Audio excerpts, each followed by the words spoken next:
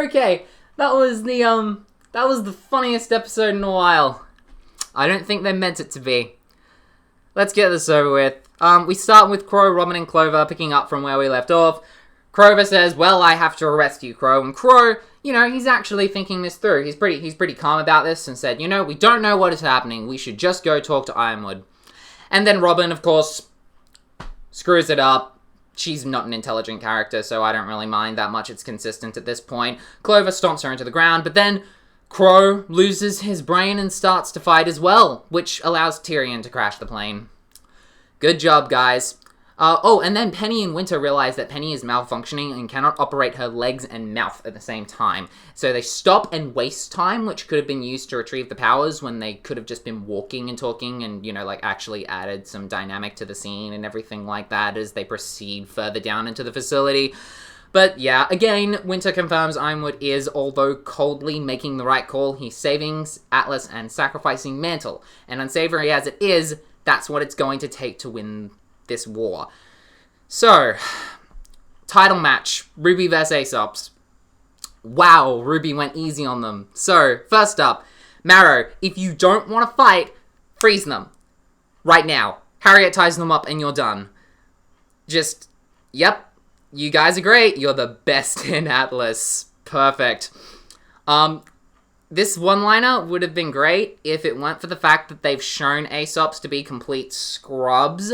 So really, you were the kids ever since RWBY set foot in this kingdom. But anyway, yeah, fighting.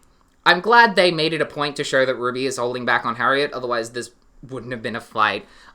So first up, Blake and Yang versus Elm and Vine.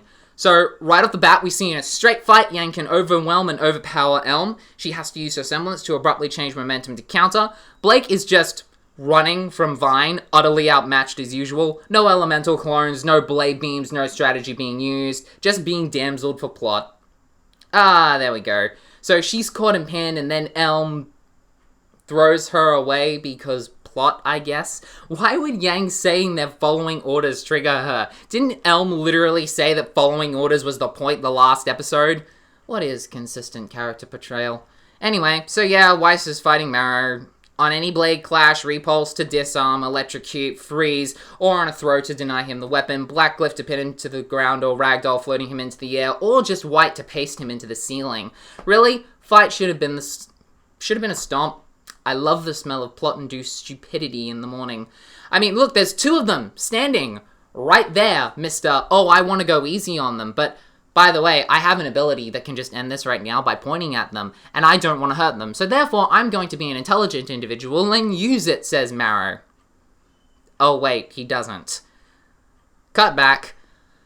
Oh good, Robin is out. I really don't have the patience to put up with more of her. Now, of course, the worst part of this is, Clover is right. The only one making this difficult is you, Crow. Go and talk to Ironwood. You don't even know what's happening. Robin is hurt and Tyrion is not secure. Get off your high horse and help. You had no problem encouraging caution at Haven or on the ship a few minutes ago unless you suffered brain damage in the crash. Oh, yep, there we go. Tyrion is loose. I'm sure you two will react intelligently and team up against him right now, considering that Tyrion flattened Crow in about, 40 seconds and his niece had to save him, and even then Crow only held an edge 20 minutes ago when they fought because Clover and Robin were helping him. Oh no, of ducking course, they decided to team up against Clover. Just brilliant. I mean, if you want to... yeah. So yeah, we cut back to these two just, standing in front of, Marrow still, and Marrow hasn't frozen them. And what do you know? Harriet has an intelligent thought for once and says, we don't have to go easy on them, which is true. They all have aura around them. You can do whatever you want to them until it breaks, which none of them are. We have people getting exploded and everything, but no, Harriet is being too... What? That makes no... Just learn your own world. These people are living in it. They should know it. But writers, you created it. At least some of you did. Why don't you know your own world? And, then they just move and, this is so dumb. Back to Bumblebee. Blake just... You're out of your league here, honey. Just stop trying. Just Oh yeah, and then Yang fights off both of them to save her. Can we stop pretending this protect each other crap was in any way ever valid? Blake has always needed another character paired with her to save her or back her up. That is literally her point. Blake has these large ambitions, but she can't act on them because she's too weak. Therefore, she has to learn to trust and share with people who can actually help her. That is literally her character. I don't know why the writers seem to have forgotten that, or they think they've forgotten it and are telling people that, but still showing a completely different thing. Yang has always had to protect Blake. Blake always has to be protected. This has always been the point. This has always been shown. Why are we even looking at anything otherwise? And, oh, yeah, never mind. Team attack. Okay, 1. So Yang attaches the charges to the rock, throws it up, then I guess Blake takes the charges herself.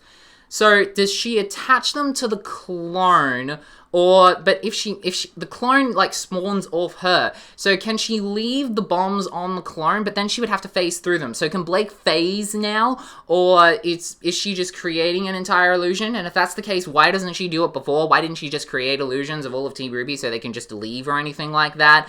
And how, if she stayed and he captured her, then how did she, whatever, somehow the blast bounces him back, despite the fact that if he was sent backwards and he bounced forward again, in order to go upwards, the archway would block him, and he doesn't break that, but just...